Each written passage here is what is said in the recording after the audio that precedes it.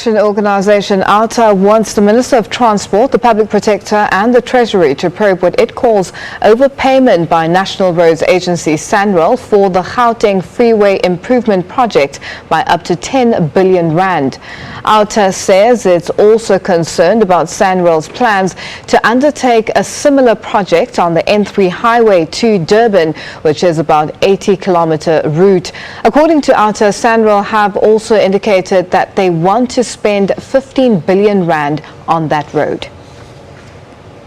Our civil action organisation OUTA chairperson Wayne Duvenage joins us live in studio for more on this. Wayne, thank you so much for joining us. Hi. Now, OUTA wants a commission of inquiry into what's basically called the excessive costs of the Gauteng Freeway Improvement Project that was undertaken by Sanral. Yes. Over 10 billion rand. How does this work? Well, I think right in the beginning, this really almost went unnoticed because e-tolls took the limelight of that discussion. But there were some questions asked at the time as to why was this road so expensive. And I think if you ask the man in the street, well, is 17.9 billion rand a lot of money? It's a case of, well, how long is a piece of string? We don't really know. And when we started digging and looking deeper into this matter, then we found that when we benchmarked our road construction costs with other construction costs and case studies around the world, we found that this was quite excessive. And we put a case study out, a paper out last year this time. Sanral decided to say that was a lot of nonsense and that we weren't road engineers, and how did we arrive at those figures. So we took the last year and we met up with civil engineers, we got tendered documents, we got bills of quantities, we got so much information, and we analysed it thoroughly. And we don't come to a very much different figure. So what we are saying here categorically is that we have overpaid, or Sanral have overpaid for these roads by 10 billion rand. And you know what the government can do with 10 billion rand, how many schools, how many fees, students' fees could be paid for, clinics. It's just not acceptable to us. Now, Wayne, let's speak about road construction escalation. The figures that are spoken about, 10 billion rand, it's a huge amount. And, with road construction, there can be escalations coming from various areas and various sectors of unforeseen, in any construction business or construction industry. Let's speak about that escalation. Is it justifiable? No. Look, you've got to compare likes with likes. And we understand there are a lot of variables that come into road construction costs. At the time, the bitumen costs, there's concrete, steel, there's also substrata costs that come in if you have to strengthen the road or the sub-base and so forth. But if you take like-for-like comparisons of similar road projects, this was a 73% an existing road that was just resurfaced. It was only the addition of another 27%, which was a new road construction. We've compared our costs with, for instance, a road from Addis Ababa to Adama, 78-kilometre road costing half the price. And it was a brand new road, 6 lanes, 3 lanes in each direction. And it cost less than that. So when you build new roads compared to a resurfacing road, that even makes it worse for Sanral. So we've not thumbsucked this stuff. We haven't done this exercise willy-nilly. We've had engineers look at it, and all we're asking is to get to the bottom of it. You need a commission of inquiry that is independent so that we can stop throwing these grenades at each other from Sanral to OUTA. In fact, we don't want Sanral to fail. They do build good roads. They've got good people. They've got good engineers. Our role is to make sure that Sanral is transparent and that everything is above board and what they do is in the best interests of the people. Now, is there any available information as to why the Construction Industry Development Board has halted its in-depth investigation into the matter? No, and we want answers from the CIDB on that matter. We believe, and that is their role, that they were looking into this. This whole construction industry collusion, it's very bad for this country and for any industry to have collusion because it inflates prices unnecessarily. Our worry is that Sanral should be able to pick that up. And then when they did their calculations, they said it was only 750 million rand. Well, then we're saying there's still 9 billion rand missing. There's something untoward and we need the answers. But the CIDB were looking into it. As we say, it's their role. They're an oversight body. And for some reason, they stopped looking into it. But what reasons are they giving? Are there any reasons they're giving? We've written to them. We want to know the reasons. We have, from our sources and our information, some worrying factors, but we would like to hear from them first before we expose what we believe is going on here. Now, Sanral have indicated they are widening this project from Sudara on the N3 to Durban, which is about 80 kilometre route. They want to spend 15 billion rand. on that road. Is this expenditure necessary? You've just mentioned roads in Addis Ababa being built for a fraction of the amount that the figures that we're talking about in South Africa. Well, it's very necessary to fix that road up. It needs the construction that they're talking about. It doesn't need 15 billion rand to be spent on it. So it's an existing route that needs to be widened. There are interchanges, bridges and stuff like that that need to be done.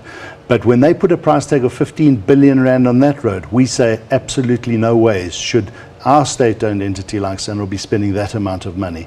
So we would like an inquiry into that, because if that's what they're going to do with that amount of money, we say they could build 2 of those roads with that amount of money. So what amount are you, as OUTA, speaking of? What amount? Well, what figures are you playing around with? On that specific road, we need to get more detail, and we are asking for the drawings and everything about that contract and those contracts and the tenders. When we get that, we'll analyze it. But just at face value, you know, when they spent the 17.9 billion rand on 185 kilometers of road here, of an upgrade. Now just think about it, slightly less than 17.9 billion rand for half the distance. Okay, it is 4 years later or 5 years later, it might be a slightly bigger project, but it doesn't add up. There's no ways that we will accept 15 billion rand spent on that road. Now, who in the industry do you think is at the forefront of the rise in costs of the roads and the construction of the roads, and in terms of figures? Do you think there's possible collusion? Yes, there's collusion, and there are a number of unanswered questions. Now, it's not just us, but the Deputy Minister of Transport, some time back, Jeremy Cronin, has been on the record as saying, and we also say it, that there's a very cozy relationship between Sanral and the construction industry, and that needs to be looked into. And we can see it when things like the CIDB information and other oversight bodies are not doing the work that they should be doing to hold these construction companies accountable for what has happened, but also Sanral. So who's benefiting? This is why we're all asking for the inquiry. We need to know where this money is going, because South Africans are being robbed when this type of behavior takes place. When you speak of the Commission, you also say that you're encouraged by the open engagement attitude of the new Sanral CEO. I think it's Skhumbuzo Maqozoma. How helpful has his office been with your investigations with regards to the numbers and construction that's taking place currently? Well, certainly it's very encouraging to see the new CEO just opening his doors and speaking to the critics of Sanral, because I think the previous CEO just shut everybody out and said, we're going to criticize us, we won't even talk to you. And that's not healthy for any state-owned entity to be in. So Mr. Maqozoma is doing a great job there. He has indicated to us that he is looking at our requests, and that he will be facilitating as transparently as possible for us to get the information that we seek. So we're waiting for that information, and we look forward to it. I think it's going to be a healthy relationship going forward. And I think together, civil society and the state-owned entity and government can build a healthy relationship where the country benefits and not just seemingly interested parties. Now, Wayne, let's speak about OUTA, for instance, the work that you do. Seemingly, you really go in depth into investigations and trying to find out as much as possible and bring it out to the public and bring it out to the people who need to know and who use the roads, for instance. What's the reception been like ever since this particular report has come out? Reception from who? From the government, from the public, from Sanral, from CIDB, everyone who is involved. So firstly, I think Sanral have tried to denounce our statement. Again, they're calling it a rehash of the previous paper, which it isn't, because we've gone far deeper. And it's sad that they are just, pushing it out there instead of saying, well, let's have a good look at what OUTA is saying here. Let's have a look at their facts and that. We're not claiming to be engineers, and we're not saying that our investigation is 100% correct. But even if we're 20% out, even if the roads our calculations should have come to 10 billion instead of 8.5, there's still 8 billion rand missing. Nonetheless, the public love the work that we're doing. They're very encouraged by the fact that here's a civil action movement that is being successful in the work it's doing, because we hear in the long run, these cases take ages to get to the bottom of, and we can't do it without their support, though, so they support us, and for that reason we have a good legal team, we have investigators, we have researchers and communications department, and we're building a formidable civil intervention organization, which I think we're quite excited about the work. But it's not just Sanral. There's Eskom, Eskom, there's SAA, there's SABC, and there's a number of other matters that we're having to look into. OUTA. Yes. You speak of a lot of involvement of a lot of engineers, a lot of lawyers, there's a lot of financially. How is OUTA putting all this together? Because of the people, only because of the public. We don't get funding from overseas, we don't get funding from political parties, we do not get funding from organizations that support civil society bodies. Ours is purely what we call crowdfunding for South Africa's prosperity. This is about thousands and thousands of South Africans going onto our website and signing up a 100 Rand debit order or whatever they can afford, and that money is what we use to bring talent into our organization and to make sure we're structured with the good people and systems and CRM systems and finance systems and communication systems so that we can do the work that we do.